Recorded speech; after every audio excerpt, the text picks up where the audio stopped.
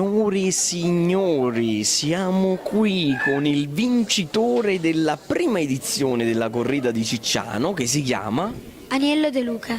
Agnello. Tu che cosa presentavi nella prima edizione? O sole mio. Ah, ma vogliamo mostrare al pubblico che ci segue da casa questa tua voce davvero possente, vai!